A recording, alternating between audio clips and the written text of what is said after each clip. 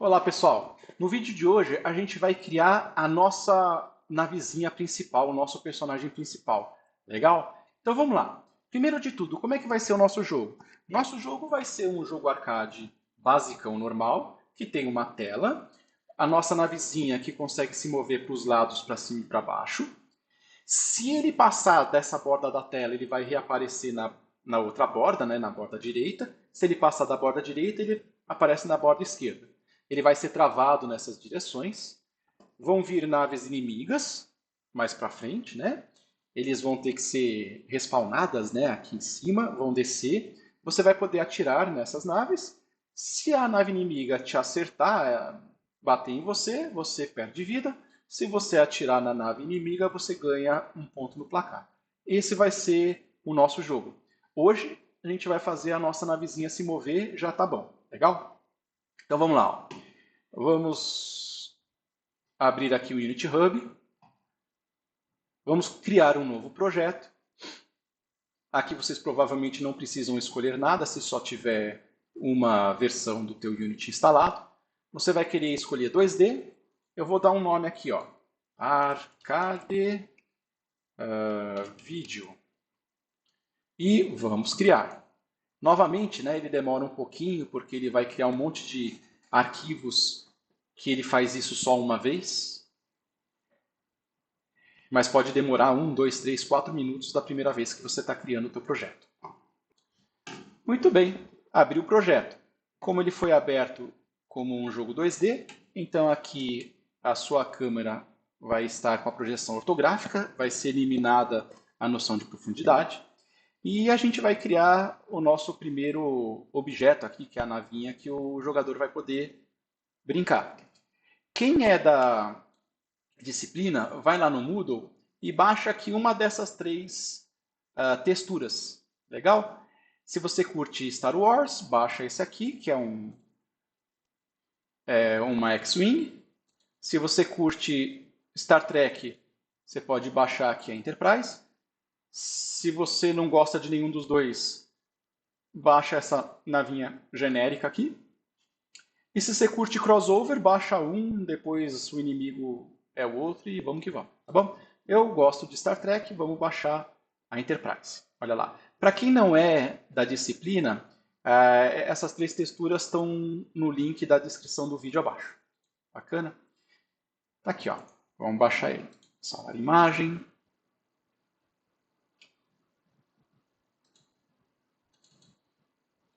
Enterprise. Joia. Como é que eu faço para importar? Primeiro eu vou mostrar o jeito passo a passo e depois o atalho, que é bem simplesinho. Legal? Bom, eu posso vir aqui em Assets, afinal de contas a minha textura vai estar aqui nessa janela de Assets, né? Eu posso vir aqui e mandar importar um novo asset e procurar lá onde eu coloquei ele aqui. Muito bem, e ele vai vir para cá. Ou eu posso simplesmente, né, ir lá na página onde ele está, achar o arquivo e trazer para cá. Ó. Pronto, está importado, qualquer um dos dois. Muito bem, uma vez que a gente importou a textura, é importante entender como é que funciona o GameObject. O GameObject, ele é o objeto que está na cena e ele é composto por vários componentes, né, como a gente viu no vídeo anterior. Um desses componentes é o material. Eu deveria criar aqui o meu GameObject, 2D Object, Sprite. O que é uma Sprite? Lá, há várias décadas atrás, a gente chamava de Sprite qualquer objeto que está na tela e que se move, seja 2D ou 3D. Hoje em dia, a gente tende a usar esse termo mais para jogos 2D ou para objetos 2D. Legal? Então, a gente vai escolher Sprite aqui porque é um objeto que vai se mover, que é a tua navinha. E internamente, como ele é uma sprite, é um objeto 2D aqui para nós, então os algoritmos dele de renderização são mais simples, mais leves do que um outro objeto que é 3D. Okay? A gente deveria, então, criar aqui uma sprite. Para essa sprite, que é um GameObject, né? A gente atribuiria um novo material e a esse material eu aplicaria a textura. Só que eu não preciso fazer todos esses passos. É só eu pegar a minha textura aqui e puxar para cá, que internamente ele vai fazer isso. Ele criou uma sprite, o que está aqui não é só textura. Ele, nesse momento, criou uma sprite, um game object. A esse game object ele aplicou aqui um material e nesse material ele colocou lá a minha textura. Criou aqui o componente de renderização da minha sprite, né? E aí eu aplico a minha textura já automaticamente. Foram esses 3 passos realizados numa etapa só, facilita a nossa vida. Aqui ele ficou muito grande, né? Então eu vou deixar ele um pouco menor. Eu quero que ele fique, vamos dizer, 0.3, 0.3. Pronto. Olha lá, esse aqui acho que é um tamanho razoável para minha nave. Vamos ver. Tá um bom tamanho aqui. Posso deixar um pouquinho maior. 0.4 e 0.4. Muito bom, aqui ficou legal. Olha aqui, ó. Aqui está criado no Hierarchy, apareceu o teu Game Object, que eu vou chamar de PC. Personagem do jogador. Legal? Então entenderam, né? Eu criei aqui o meu objeto, a minha navezinha.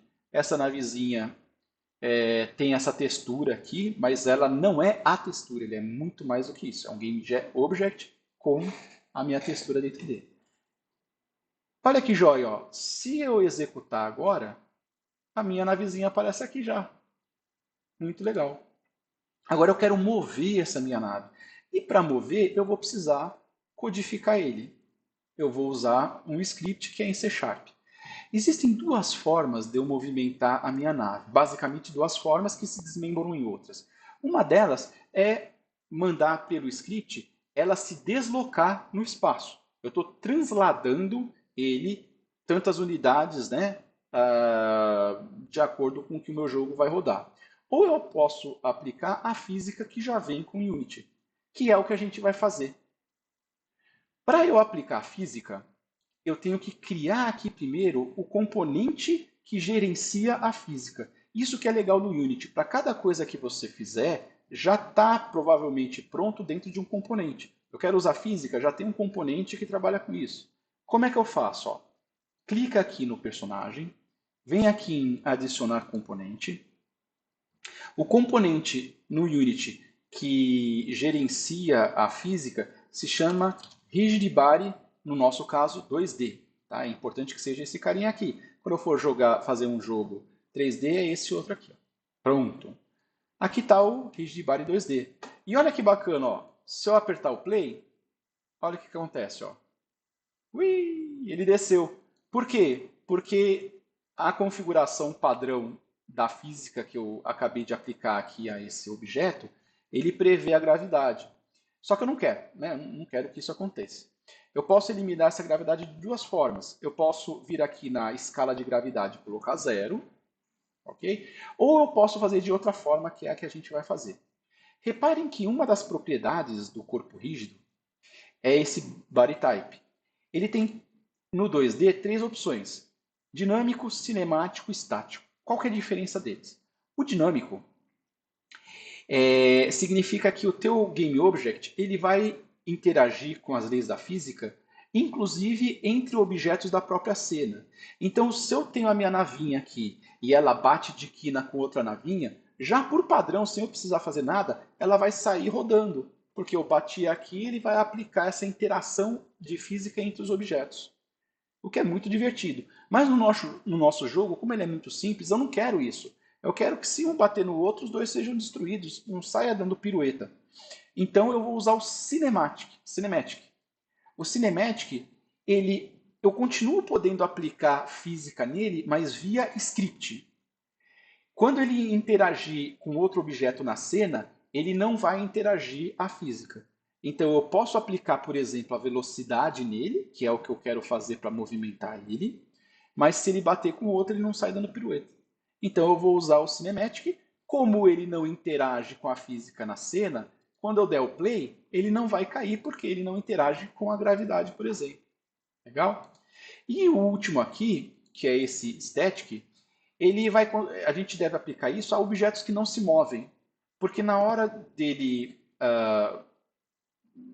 executar, esses objetos eles são mais simples e você acaba deixando o teu jogo um pouquinho mais leve, tá bom? Então eu vou usar cinemática aqui. Bacana. Uma configuração inicial da nossa navinha. Agora aparece muita coisa, mas vocês vão ver que depois do segunda, terceira, quarta, quinta vez isso fica quase que automático para você. Muito bem, agora a gente já tem a nossa navinha preparada para poder criar o script que vai movimentar ele. Esse script, a gente vai referenciar lá no nosso script esse componente dessa navinha. Vamos ver como é que a gente faz isso. Ó. Primeira coisa, eu vou criar o meu script. Para criar o script, eu tenho duas formas. Eu posso criar ele aqui em assets, né? Ó, create C# script, trabalhar com o script e depois arrastar ele para cá, tá tudo bem. Ou posso fazer isso direto, ó. Venho aqui no PC, vou lá em adicionar componente, novo script, e aí eu tendo a escrever assim, ó, script PC, né? Eu dou o nome do próprio objeto lá. Está criado o teu script. E agora, se você instalou o Visual Studio pela primeira vez, né, e instalou ele junto com o Unity, quando você clicar duas vezes no script, ele vai abrir o Visual Studio, ok? Direto. Se for a primeira vez que o teu Visual Studio for abrir, provavelmente ele vai pedir para você logar na tua conta da Microsoft, ok? Tranquilo, façam isso numa boa.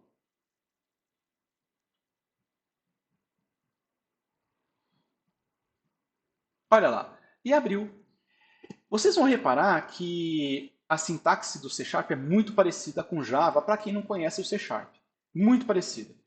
Então reparem aqui, ó, public class, que nem o Java, o nome dele, e essa classe, ela herda de uma outra classe chamada monobehavior, que em Java a gente costuma usar o extends, ou implements em certos casos, né? Aqui, tanto o extends quanto o implements é o dois pontos. Muito parecido, só mudou isso aqui por enquanto. Vocês vão reparar que existem dois métodos que já foram criados automaticamente, o método start e o update. Eles são métodos especiais, eles são executados sem você precisar chamar esses métodos.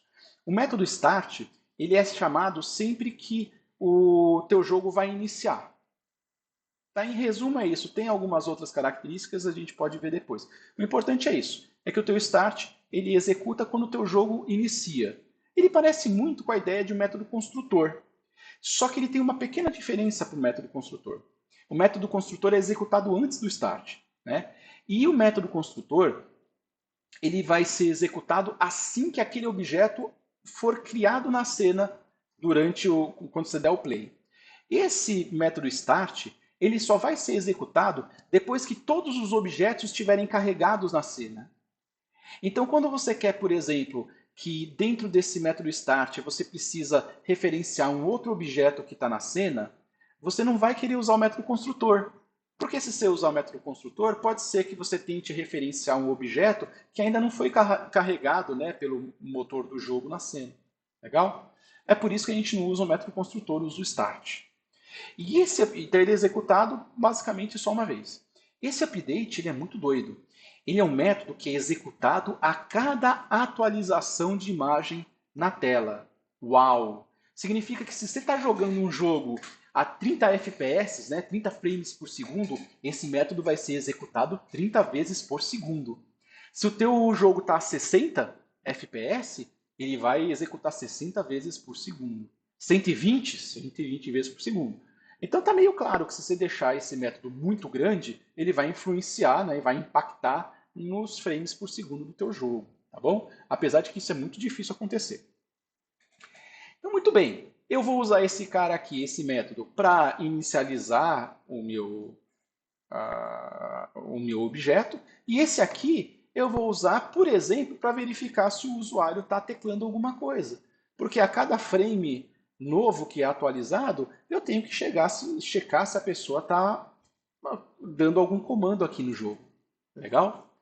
Então é isso. São esses dois métodos aqui iniciais que a gente vai começar brincando com eles. Bom, eu falei para vocês que dentro do meu script eu tenho que referenciar esse rigidibody aqui para poder alterar a velocidade que é uma propriedade que está dentro desse rigid body. Para isso, concordo comigo que eu tenho que conseguir no script criar uma referência para ele, para o rigid body. Como é que eu faço isso? Muito tranquilo. Da primeira vez é complicado, mas vocês vão ver que todas as outras situações em que você precisar mexer com o teu objeto, você vai ter que referenciar um componente e vai ser muito parecido. Primeira coisa, vou criar aqui a minha referência, a minha variável dentro do script que vai representar aquele componente rigid body. Então vou colocar aqui, ó, private rigid body, porque ele é um rigid body. Eu vou dar um nome para minha variável, RBD, rigid body, ok? Legal. Em C Sharp, se eu executasse o código agora, esse RBD é só uma variável, por enquanto ele não tem nenhum valor dentro dele. Então o valor dele inicial é nulo.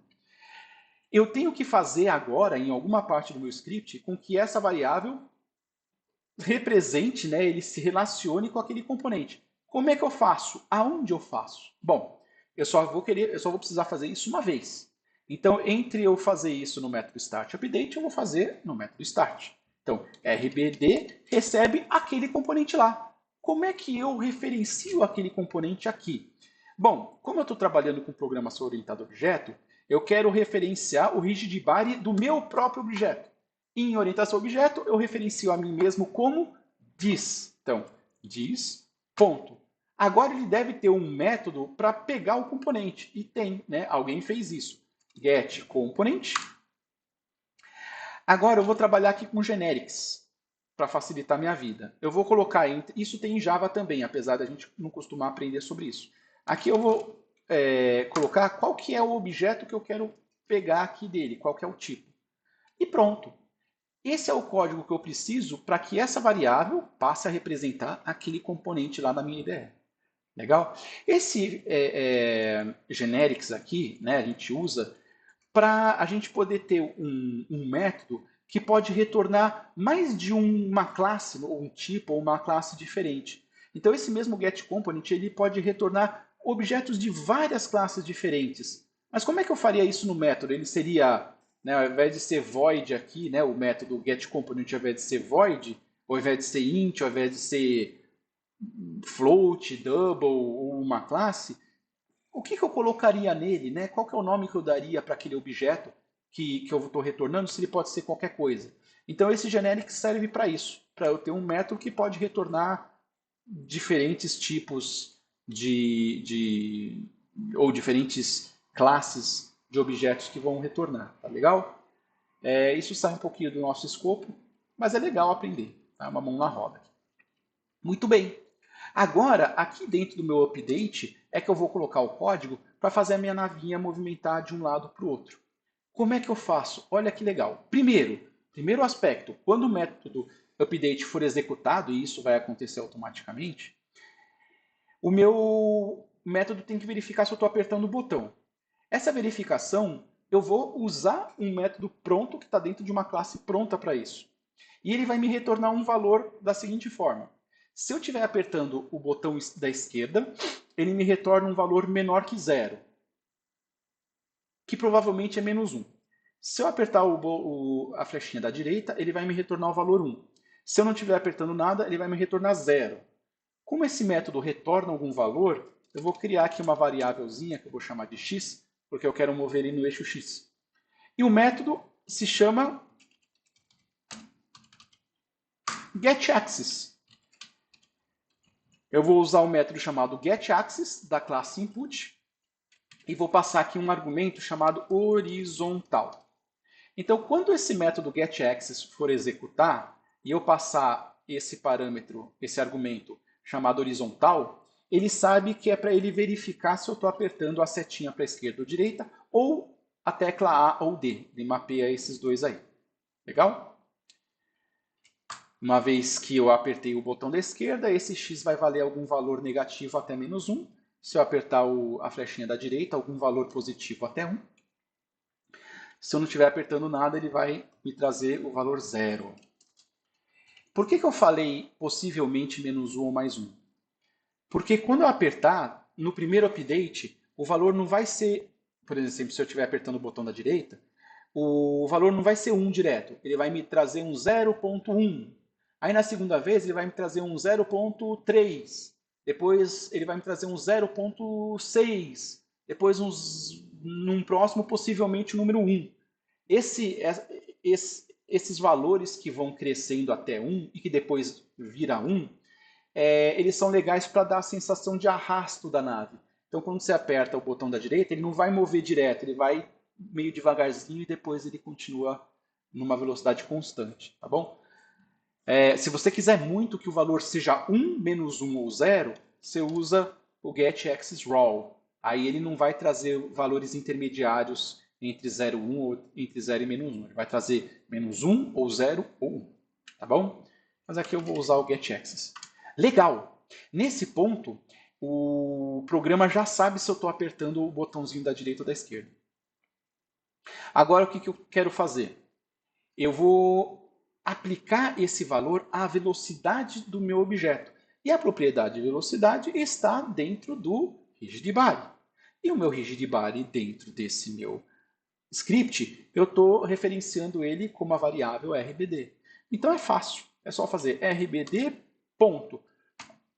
Ele deve ter algum método que altera a velocidade, adivinha qual que é, né? Velocity. Na verdade não é um método aqui, é a propriedade direta. E é só eu colocar a nova velocidade dele. Como essa velocidade é uma propriedade que é protegida, eu não consigo alterar a velocidade no eixo x dele direto. Eu não consigo fazer isso aqui, ó. Tá bom? Essa velocidade aqui, ela na verdade é uma coordenada xy. E essa velocidade xy, ela é representada por um vetor, que no Unity é chamado de vector 2. Então, a forma mais didática e extensa seria, eu preciso criar um vector 2, por exemplo, vel recebe new vector 2, por exemplo, e aí setar vel.x recebe o xzinho meu, depois vel.y, por enquanto 0, não quero mover ele no eixo y. E aí eu falo que a minha velocidade representa o vel. Ok? Isso é uma forma didática de eu entender exatamente o que está acontecendo. Primeiro, eu criei um vetor para representar a minha velocidade em termos de vetoriais. Ok? Alterei o eixo x, alterei aqui a velocidade x e a velocidade y. Para o x ser isso aqui que eu recebi, e o y 0. E aí eu falo que a minha velocidade é igual a esse cara aqui. Bacana? Essas são as etapas. Eu posso fazer isso de forma muito mais rápida. Existe um método construtor do vector 2 que permite que eu já coloque os valores direto aqui no método construtor. Ó. Okay? Isso facilita bastante a minha vida. Então eu já criei a velocidade com os valores iniciais. Mas eu também posso fazer isso aqui direto sem criar essa variável. Eu posso pegar isso aqui e fazer direto aqui. Ó. Legal? Então, quem já está dominando programação orientada a objeto, não tem problema com essa linha. Se você ainda não está dominando, pega aquela explicação que eu fiz para entender como é que isso funciona. Né? O que vai acontecer aqui? Eu estou automaticamente criando um novo objeto da classe Vector 2, que já foi inicializado com esses dois valores aqui, e aí eu aplico esse objeto que eu acabei de criar à velocidade. Bacana? A gente vai ter um probleminha, mas já funciona. Vamos ver qual que é o probleminha aqui. Ó. Olha que bacana. Ó. Vou vir aqui na minha IDE, ele vai demorar um pouquinho, porque ele vai compilar automaticamente. Quando você salva, eu dei o Ctrl S aqui, ó. Quando você dá o Ctrl S e salva, automaticamente ele compila. Se eu apertar o play, ó que legal, ó, eu já consigo mover, mas vocês repararam que está muito lento, certo? Eu não quero que fique tão lento assim. Adivinha o que eu vou fazer? Venho aqui no meu script e crio uma variável que vai ser o vetor o fator velocidade. Eu vou criar ele como público, olha que bonitinho que vai acontecer. Ó. Public float vel, por exemplo. Aqui no meu start, eu falo que a velocidade é igual a 10. E aqui, eu posso colocar x vezes o vel. Olha que bacana e como é abstrata essa linguagem de programação. Se eu quiser aplicar a minha velocidade tanto ao eixo x quanto ao y, eu posso multiplicar aqui fora. Ó. Olha que legal, ele já sabe que, né, o C# já sabe que tem que pegar essa velocidade e multiplicar por esse e depois por esse. Muito doido isso, né? Aqui tanto faz, né? Porque multiplicar qualquer coisa por zero vai dar zero. Mas olha lá, Ctrl S para salvar, nunca se esqueçam disso. E vamos testar. Tadá! Ficou bacana. Ó. Lembra que eu falei para deixar a velocidade como pública? Olha que legal. Quando você deixa um atributo como público, reparem que se eu apertar aqui se eu escolher aqui o meu personagem, aqui vai estar o script que eu acabei de criar. Se a minha propriedade eu coloquei ela como pública, ela aparece aqui, ó. Olha que coisa linda do Unity, né? Como isso é uma ferramenta de produtividade muito legal. Por quê? Qual que é a utilidade disso? Eu posso, por exemplo, chutar algum valor lá e fazer o ajuste fino aqui enquanto eu estou jogando. Ó. Eu quero ver a velocidade 10 de repente não ficou boa. Eu venho aqui, coloco 20 e o Unity automaticamente vai atribuir esse 20 àquela variável. E agora eu posso ver como é que fica mais rápido.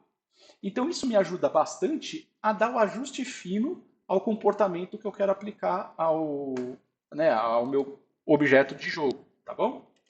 Muito legal, né? Se eu colocasse como private, ele não ia aparecer aqui, é privado, não posso mexer, tá bom?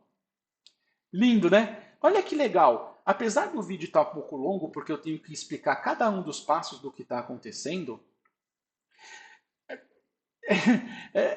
é muito produtivo. Uma vez que você aprenda isso, você faz essa etapa que está demorando 32 minutos aqui no vídeo para eu mostrar para vocês em 2 minutos. Muito legal, né? Agora, para terminar, eu vou fazer com que esse personagem, se ele chegar aqui, ele reaparecer aqui, e se ele vier daqui para cá, ele reaparecer aqui.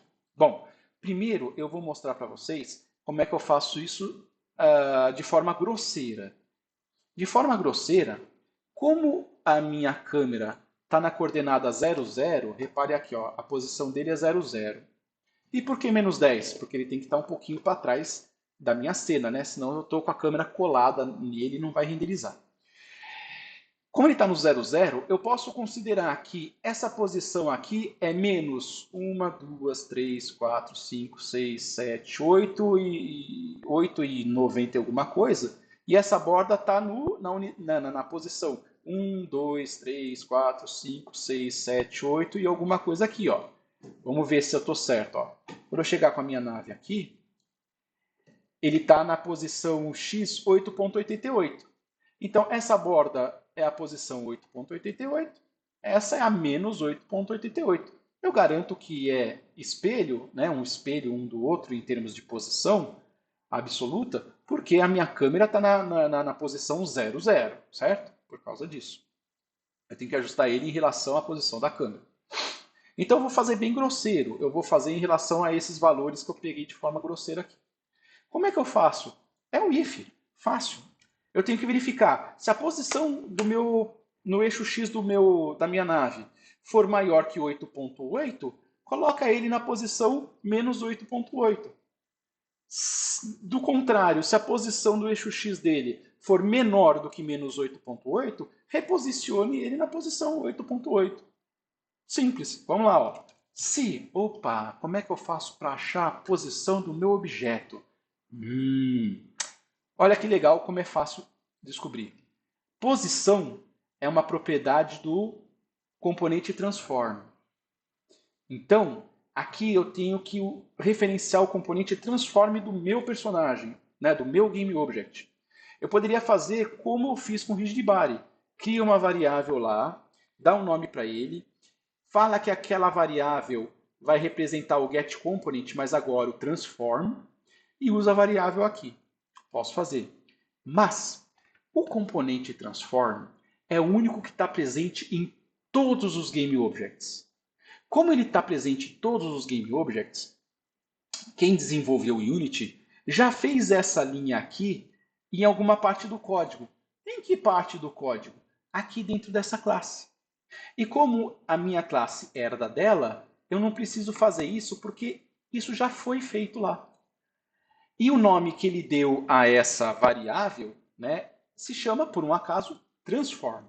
Então aqui eu posso fazer direto, ó, this.transform.position.x for maior do que 8.88, então eu tenho que reposicionar ele. Eu teria que falar this.position, transform, perdão, né? .position.x recebe menos 8.88f, né? Porque é float, menos 8. Legal? Mas, assim como o problema que eu tenho na velocidade, que ele não deixa eu acessar o x diretamente, ele também não deixa aqui para transform. Então eu teria que criar um vetor, né, de duas posições. Teria que fazer isso aqui, né? Ó. Primeiro, cria um vector, posição, recebe new vector 2. Aí sim falaria posição no eixo x é igual a menos 8.88. F porque é float, tá bom? Posição no eixo y.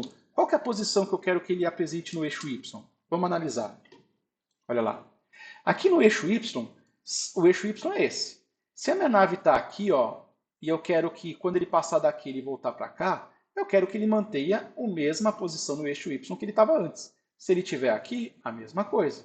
Então, no fim das contas, a minha posição y é a posição atual do meu objeto. Eu quero que seja o dis.transform.y. Tá? .position. .y. Ok? Pegar o valor, ele deixa pegar direto. O que ele não deixa é atribuir um valor a ele. E aqui eu falo, olha, a posição dele tem que ser o do meu vetor, que é o pos. Legal? Novamente, se você já domina programação orientada a objeto, tudo isso você faz numa linha só, né? Olha lá, ó. Eu posso colocar esses dois caras aqui, ó, menos 8.88f, e como y eu coloco esse cara aqui,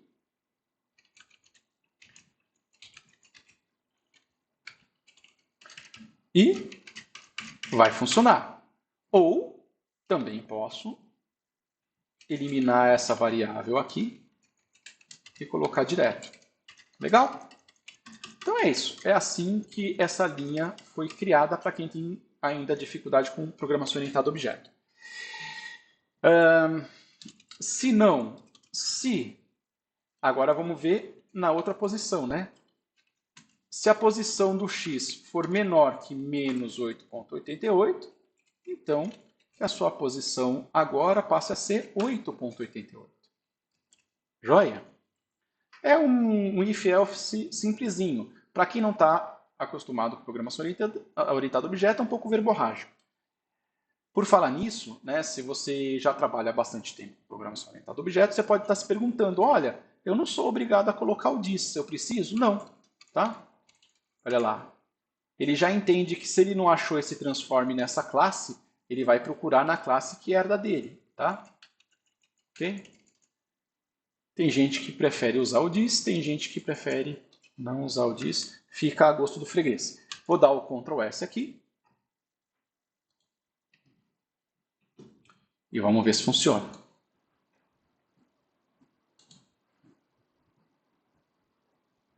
Olha lá. Opa! Olha que lindo. Funciona. Joia? Muito bem. Agora vamos ver como a gente trava o nosso objeto aqui. Eu quero que no meu jogo eu possa travar o meu objeto aqui em cima e aqui embaixo. Como é que eu faço? Do jeito que eu vou fazer agora, ele vai ficar metade para fora aqui. Depois a gente vê em detalhes como é que a gente deixa ele bonitinho, assim, tá bom? Mas o importante é, de forma grosseira novamente, se a posição no eixo Y dele for menor. Agora, eu quero fazer com que a minha navezinha se mova para cima e para baixo. Adivinha? Mesma ideia. Eu vou fazer uma verificação aqui, ó. Vou criar uma variável y para o eixo y e vou verificar se ele se o meu programa vai detectar se eu estou apertando a flechinha para cima ou para baixo. Adivinha, se para o lado era o argumento horizontal, adivinha como é para cima e para baixo, né? Vertical, com V maiúsculo, com H maiúsculo. E aqui, ó, eu coloco Y. Beleza? Agora ele vai verificar se eu estou apertando as teclas na horizontal, vertical, na horizontal, na vertical. Independente do que tiver, eu vou criar minha velocidade. E agora ele vai para cima e para baixo, olha lá.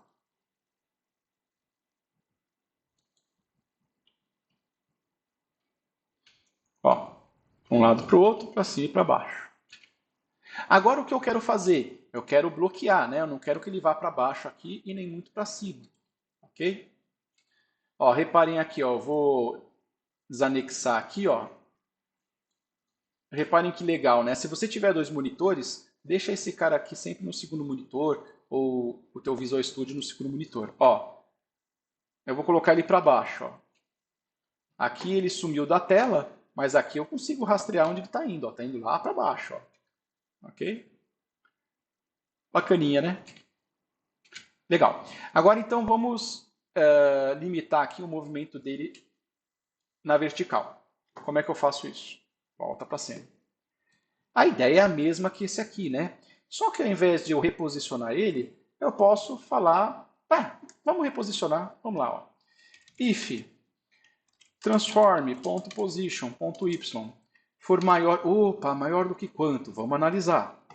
Olha lá. Como a minha câmera está na coordenada 0, 0, então o eixo Y aqui, quando está na metade da minha tela, olha lá, a posição Y dele é 0. Aqui está, né, quase 0 porque eu não alinhei certinho. E para baixo, qual que é? Olha que legal. Se o tamanho da minha câmera é 5, significa que metade da altura dele tem 5 unidades. Então, eu tenho uma certa garantia, né, de que ele alcança aqui a borda inferior quando a posição Y dele for 5, menos 5, né? Olha lá. Quase, né? Porque não alinhei certinho. Por que menos 5? Porque se a coordenada da minha câmera é 0, então para baixo é negativo, ó, 0. Menos 1, menos 2, menos 3, menos 4, menos 5. Então, usando essas coordenadas de forma bem grotesca por enquanto, é só fazer assim, ó. Se o y for maior que 0, então vamos reposicionar ele. Só que agora no eixo y. Então, o eixo x eu quero que continue sendo o seu eixo x, transform.position.x, só que agora a coordenada y eu quero que se mantenha em 0. E a mesma coisa, else, if, se a posição y dele for menor do que menos 5, eu quero que se mantenha em menos 5. Ok?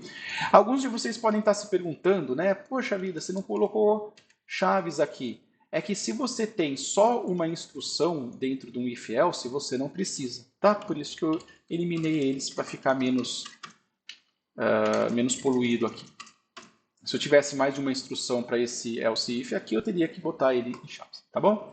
Então vamos ver se funciona.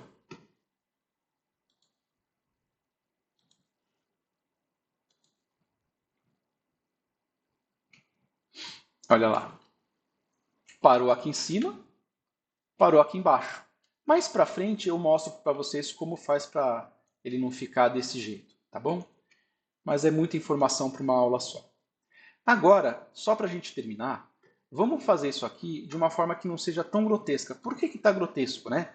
Porque se eu vier aqui, ó, e alterar a proporção da minha tela, como é que eu faço isso? Vou em Game e altero aqui a proporção. Ó. Vou botar Free Aspect aqui, ó. Ele vai ficar Ultra Widescreen. Veja, esse 8.8 aqui já não me serve mais, ó. O 8.8 dele está mais ou menos aqui, ó. Então, quando ele chegar aqui, ele já vai aparecer aqui. E isso não é legal. É legal ele se ajustar automaticamente, né? Ó, tá vendo? Ó? Ele não foi até o finzinho, ó. Não foi até o finzinho. Então, como é que eu faço para que esse valor aqui seja de acordo com a proporção? Bom, É só fazer uma regrinha de 3. Se eu tenho aqui uma altura que eu já sei, a altura está aqui na câmera. Ó. É só eu pegar a altura de acordo com a propriedade da câmera. É só fazer a proporção. 5 está para, no meu caso aqui, deve ser 9, assim como o outro está para ou 10 ou 21, sei lá qual que é a proporção que ele colocou aqui no aspecto livre. No caso aqui, 10 agora, tá bom? Vou botar em 16 por 9. Então, o 5 aqui, que é a altura, está para 9, assim como metade da minha largura está para esse 16. Legal? Então vamos ver a matemática complicada aqui no nosso bloco de notas. Ó, a minha altura está para 9, assim como a minha largura, lembrando que é metade, né? Largura está para o 16. Muito legal. A pergunta é, como é que no meu código eu acho esse número 9? Como é que eu acho esse número 16? Ou como é que eu acho a altura, né, lá da minha câmera? Olha que legal. A altura da câmera, isso é uma propriedade tão corriqueira, tão que a gente usa tanto, que o pessoal que fez o Unity já criou essa propriedade em algum lugar. Eu vou mostrar para vocês aqui como é que eu acho ele. Ó. Vou criar aqui, ó, private. Eu não devo fazer isso nesse script, tá? A gente vai aproveitar ele. Altura. Como é que eu capturo a altura dele? É só fazer assim, ó. Altura, recebe, camera, ponto main camera, perdão, ponto main, ponto size, orthographic size. Legal? Então, esse aqui é o código para eu pegar aquela propriedade da câmera. Joia? Tá lá. Agora, como é que eu vou calcular a minha largura? Vamos analisar.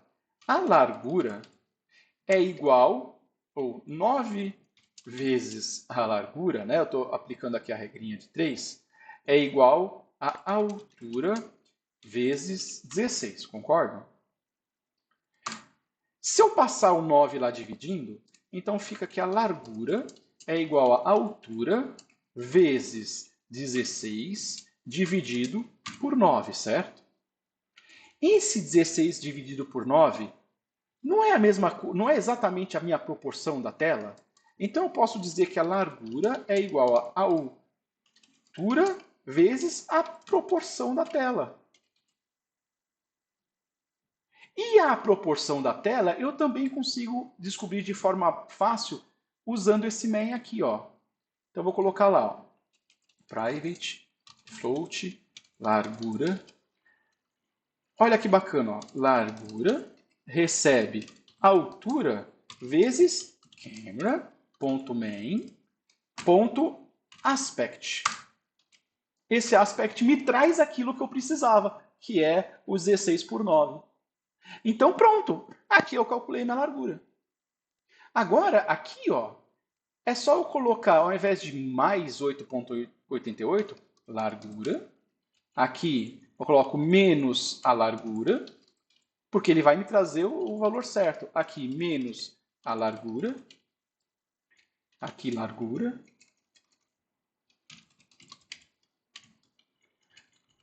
Se você demorou um pouquinho para entender o que eu quero dizer, para um pouquinho e tenta rever a minha explicação. Olha lá, ó. A minha altura aqui, que ele vai me trazer, já é metade da altura, porque é o que significa o size. Então, como resultado, na hora de eu fazer o cálculo, ele já vai me trazer a metade da largura. E por que a metade é tão importante? Porque se a minha câmera está no meio da minha tela, então, partindo do pressuposto que aqui é a posição 0, então, para baixo é menos a altura, para cima é mais a altura, para eu saber os limites superior e inferior. Os limites esquerda e direita é menos largura e mais largura. Muito legal, né? Por isso que o tamanho da câmera não é a altura inteira, e sim a metade da altura. Para te facilitar, senão você ia precisar sempre ficar dividindo por 2. Né? Ele já me traz a metade de uma vez só. Legal? Vamos executar e ver se está funcionando, né? Porque a gente sabe que quando a coisa funciona de primeira é sorte, né? Ó, funcionou. Legal? Agora vamos alterar aqui a proporção. Ó.